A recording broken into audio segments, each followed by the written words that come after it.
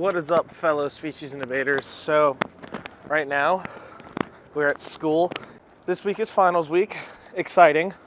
For those of you who aren't in high school or college and don't know what that is, basically, for most of your classes, you have a final exam which is worth a significant portion of your grade. Quite an important week. So, lots of high stress, lots of, coffee coursing through veins, and study guides being thrown all over the place. Just a dandy good time. All right, we're in a little bit better of a spot right here. It's a bit rainy outside. Yeah, finals week, exciting, woo! But anyway, let's get to the point of the video. So today we're going to be talking about how to evaluate your progress and where you're at this point in the season. So at least in the Youngstown district and for our team, we're about halfway through the season. We actually are halfway through the season. We've competed in 6 tournaments and we have 6 tournaments left to compete in. So we are right at the halfway point.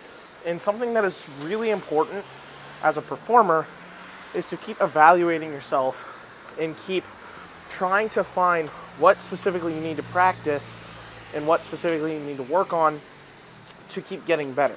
Speech and debate is a marathon, not a sprint. You need to keep getting better. Always, practicing from your freshman year to your senior year, it's just one giant learning curve. So that's why, that's why I always try to tell the homies, listen, don't get discouraged, especially if you're an underclassman and you're not doing well. You got to figure everybody who is doing well is most likely a senior or a junior who has had 2 years worth of experience on you and has practiced 2 years worth more than you. So keep that in mind. And you just need to keep practicing and keep getting better. So that being said, a few things to kind of look at and keep an eye on at this point in the season to try to evaluate to keep getting better. First of all is your critique sheet. Your critique sheets from your judges are basically, in theory, the reasons why you got the ranks in the rounds you did. So that being said, if somebody placed above you, there was a reason why the judge ranked you like that. So take a look at all of your critique sheets. Start considering and thinking about what the judges are actually saying and consider which changes you might want to implement. If you see repeatedly on your critique sheets, try to enunciate more, try to enunciate more, try to enunciate more. Don't just brush it off. Work on enunciation. Work on making sure each one of your words comes out clearly.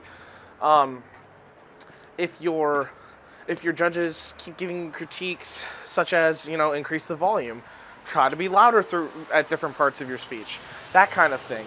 So keep that in mind as different things to look for in your critique sheets. Next thing, this specifically applies to the underclassmen, but also can be considered by the upperclassmen.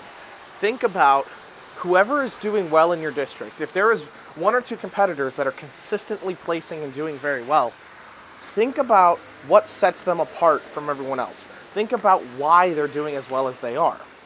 This will give you different things to think about that you can implement for your speech. For example, in humor, if there's one person that is consistently getting first or second and they're the cleanest humor you've ever seen, try to make your piece cleaner. Try to make your transitions cleaner, your blocking cleaner, that kind of thing.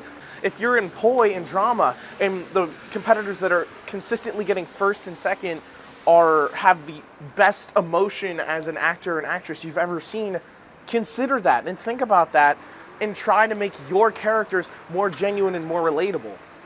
Those are just a few examples, but it's that type of thing. Think about who's doing well in your area, or even across the state for that matter. Consider what they're doing in their piece and what sets them apart that judges love about them so much.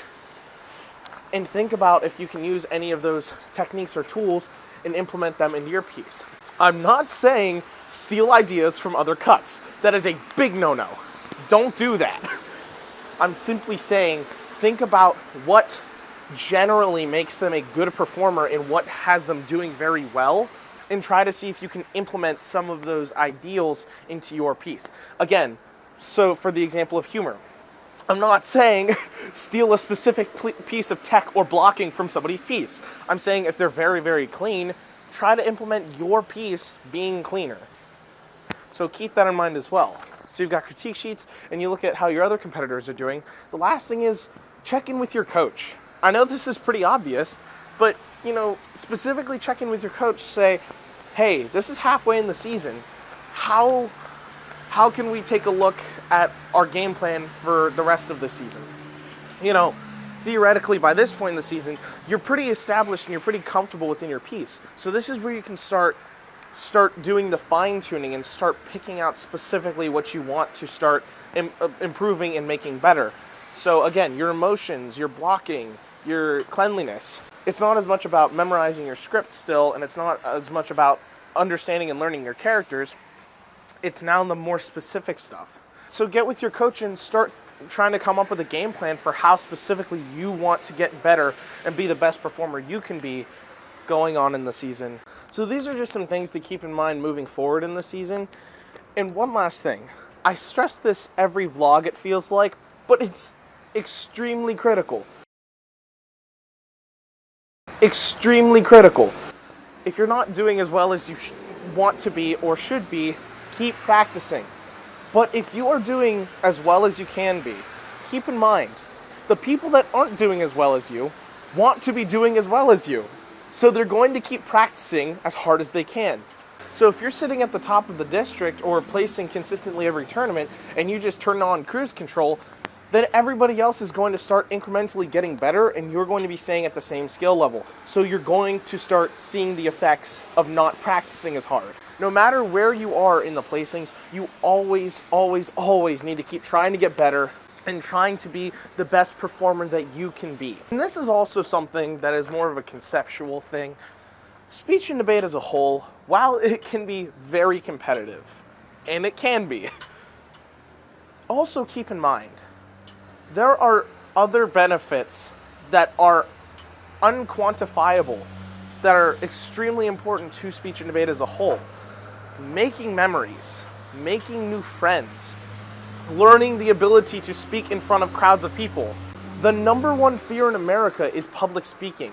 In every single weekend, you guys are going out and conquering that fear. That is something to always be proud of. So, if you're not doing as well as you can be competitively, keep in mind, if you're an underclassman, you still have years to come. If you're an upperclassman, there are other benefits that come from speech and debate that aren't just how your scores in round were. You need to always think about big picture. The wonderful times that you have in speech and debate, the friendships that you make, the public speaking skills that you gain.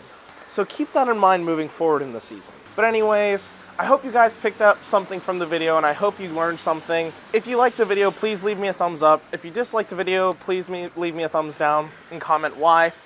And if you really didn't like the video, thank you guys again so much for watching.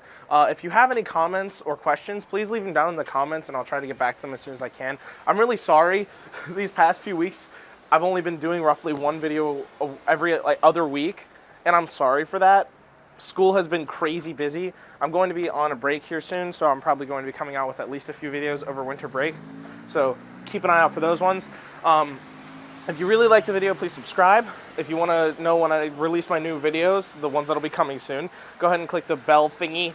Other than that, congratulations to everyone that is competing in speech and debate, because while it might not seem like it now, you're participating in something that is bigger than all of us, and whether you believe it or not, you're picking up something new every single weekend that is just going to make you better for the future. So have fun, keep competing, and I'll see you guys in the next one.